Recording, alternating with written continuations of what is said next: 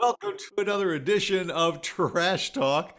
And boy, sooner or later we were going to get around to talking about sex. Well, you know what? We hired Tiffany, and she's used to it. So I mean, what are you gonna do? I knew there was a reason she was here. I knew it. Yeah, and she was the one that suggested the show. Oh, shocker. Yes. She says, Well, you know what? Her old job down in Oak Cliff. This is an upgrade. yeah, and she was determined eventually to throw us under the bus. So she True story. she said this is the one. So we're going to talk about sex education here, folks. Yeah, great. And for those that say, "Whoop, wait a minute, I got kids in the house," You better clear them. yeah, either put them in another room, or you may want to just join us later when it's a Yeah, better. or maybe sit them down with a juice box and let them go to town. I don't know. I mean, Yeah, or let I'm them not. listen. I'm not. I'm not. They're not my kids. Or let them listen to us, because I mean, what could we possibly tell them that they probably don't already know anyway? Yeah, look, if they got a TikTok account, chances are they know more than you do anyway. So, Right. Exactly. Well, that's like I think I remember once a father saying to his son, son, I think it's time maybe we had that talk about sex. And the son says, "What do you want to know, Dad?"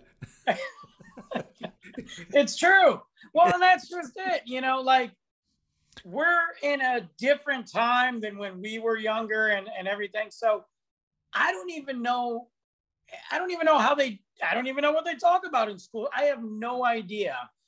Do schools even acknowledge it anymore? Or they just focus on They, how babies are made as far as the cellular goes? I don't know what they talk about. yeah, I really the don't. medical side, they show movies. You know Oh, that really? that way it kind of gets not those movies, Wait, I didn't know they could do that. but it kind of lets the teacher off the hook. I So bet the it kid does. doesn't go home and say, "Oh, the teacher talked to us today about genitals," and Right. what in the school that I'm paying for? No, they just put a video on and it talks Yeah, about, but you know, we used to have to be separated. the boys would have their class and the girls would have their class. Yeah. We Yeah, would have a start where we join together, then we'd separate and they talk about all of our stuff and what's going on in the basement and everything. right. And then the girls would talk about their mess, and then they'd bring us back together. And then we were all really confused. And then we just go ahead and learned on the streets. I was just going to say, yeah, the boys had their class, the girls had their class, and then they would get back together in class and they'd say to each other, "Hey, let's meet out at the playground after school, and we'll talk about this." And in my day, they didn't even have those films and everything. We learned in the back of a Buick. Yeah, that's it. So they get the girls and the guys together, and I'd be like, we're going to try diagram 4. Yeah. Hey, Mr. Smith was talking about this. I want to see what's going on with that. Right, right. I mean, and the one fun thing that the guys would always say when they were talking about it a little bit later, when they were teaching it co-ed, uh, you'd always sit in your seat and you'd kind of be looking around the room to see which girls were sitting there going, Yeah, right. "Yeah." You say, "Oh, yeah, she knows all about this. Let's see, I gotta check that out." The ones who are sitting like this, or we're going like this, Right. stay away from them. Well, then you'd always have those kids that their parents opted out. Back in the day, their parents were like, "No, we don't want." So then you're like, "Well, where's Charlie?" And you're like, Charlie's at the principal's office, not learning. I always wondered what happened to Charlie. Like, did his parents teach him, or is he 40 years old trying to figure it out still? He's a priest. Well, then he probably figured it out. Well, one of the things that came to mind is at what age do you start teaching kids about the birds and the bees? I think it's younger than when we were now. I think it has to be almost because of social media. I mean, look, sex sells. Sex sells. I mean, I'm not saying I agree with it. There's some stuff I do agree with the marketing, but I don't. Shockingly enough, I don't agree with it.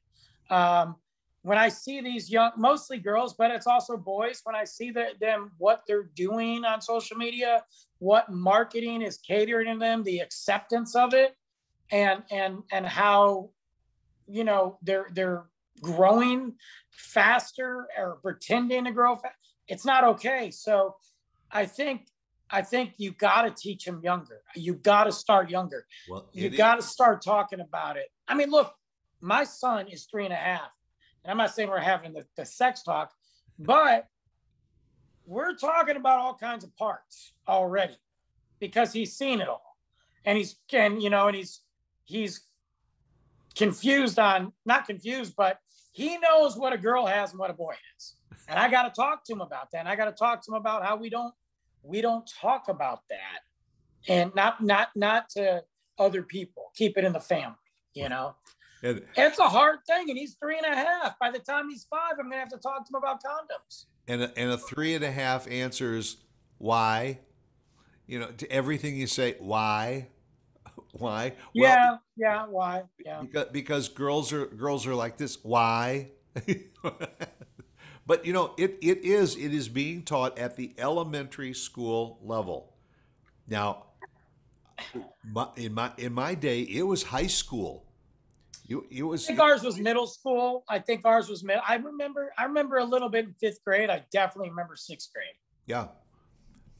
And I think in Kentucky or Tennessee or something, it's at about 8. Well, they're all related anyway, so it doesn't matter. But I threw that one out there, and you just grabbed it. But you know, 5th grade, I think about 5th grade, and I mean, I'm sure there's probably some family that's watching this doesn't want to hear it. If you don't, change it. But I remember 5th grade, we were already playing, you know, 5 minutes in the closet and spin the bottle. So 5 minutes. I know this. 5 minutes in the closet. Yeah. Oh, so, I spin the bottle. I know, but what's 5 minutes in the closet? Well, it's a part of spin the bottle game. I mean, granted, it's been, you know, some years since I played 5 minutes in the closet. Yeah, see, spin the bottle in my day. Spin the bottle. That was a kiss. You know. Well, it's the same thing. But then if you landed on, there was if you landed on, I don't know if that person again, you went to 5 minutes in the closet, which really at that level, maybe a couple kisses. I know what a little bit of exploratory science there. Yes, there was a little bit of and I don't know what's gonna happen, but that's about it. You know, I got a really bad story. I'm not gonna get too details or say names, but there was a 5 minute in the closet that we played in school, in the classroom, when we had recess inside because it was pouring rain. So, yeah. And is that when you started when people started putting neckties and things over the door handle to let them know? No, because then when they knew about it, we had to be secretive, you know. So, of course, now if I talked about that, that's an episode of Law and Order. I don't know. You know? Well, and now, gosh, in the schools they have unisex bathrooms. So, yeah, do they? Is that in every school? I mean, I think they're starting to do it. The schools that allow it now, but you know, I mean, if you're going to have a unisex bathroom, then you don't need the 5 minutes in the closet. You can just go to the bathroom. You might as well put a couch in there. Right. A widescreen TV. Right. You know, some water, air freshener. Jesus Christ. Oh, bro. We're getting canceled. It's over. Yeah, you can you hear the wheels turning right now? Say you guys, it was a nice show while it lasted, but you made it to 2. You made it to season 2. You know, I think season 2. It might be season 3, but season 2, and you guys got to get the hell out of here. I do think it's important, though, if I can try to be serious. Probably not. I do I'll give you think 1 minute. 1 minute. 1 minute of serious. I think it's important for parents, even though kids don't want to talk to their parents about it. I don't care. I think it's important for them to lay the groundwork to open the communication door. You No, know, you're right, and it probably should be more of a parent's responsibility than it a is. teacher's responsibility. I think I agree. there's probably too many parents that just say, "Oh, you're going to learn about it in school, so I don't have Right. to worry about it." But they don't. The problem is if they call it sex education. Well, they don't even call it sex education anymore. It's like development or whatever. So they focus on, again, the science part with the embryo and the baby and the sperm and all that crap. Right. But kids have a lot of questions leading up to that. And that is something that, number one, parents got to kind of be ready to handle, or at least, again, lay the groundwork for. But there's got to be somewhere where those kids can go besides YouTube, or this show. So, Right. Right. Or the back of the Buick. right. Yeah. I mean, you're not going to, Well, you're not actually, going to, I went to a very, very small high school. In fact, they used the same vehicle for both sex education and driver's education. well, that's disgusting.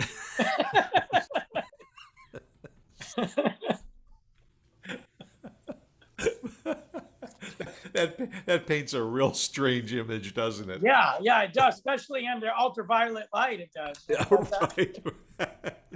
So yeah, but that's the thing. Otherwise, I mean, and there are some things, no matter what a parent can do, a teacher can do, whatever YouTube can do, there's just things that they're just going to figure out on their own.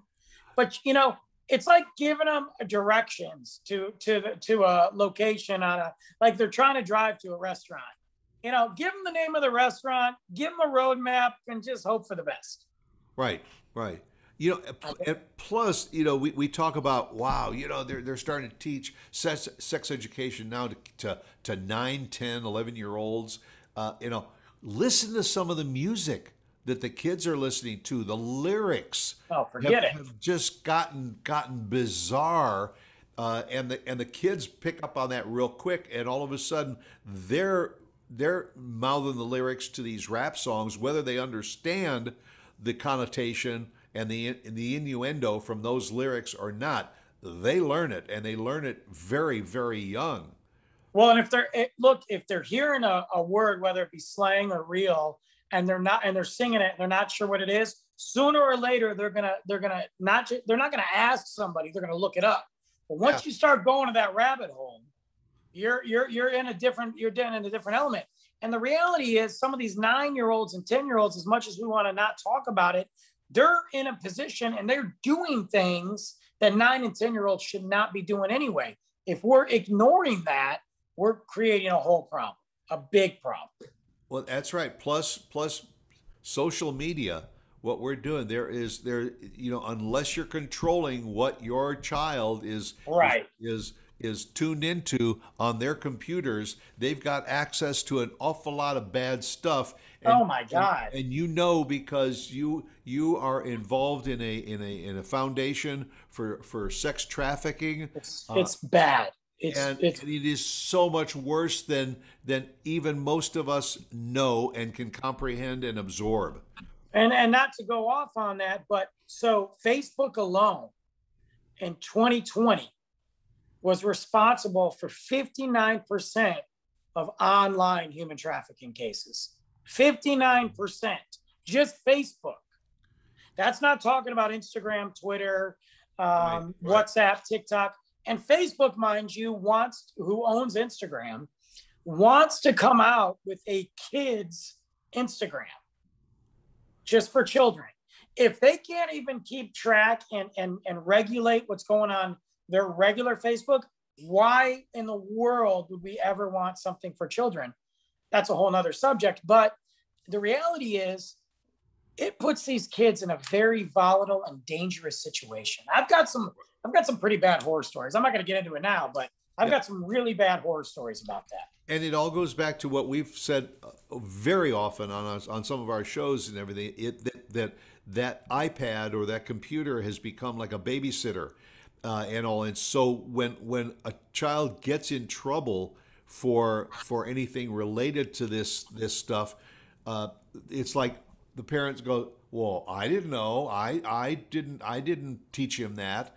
Well, it's because you left them alone and didn't monitor Right. what they're doing, and so they absorbed it. They absorbed it either in conversation at school, or they absorbed it by searching the web.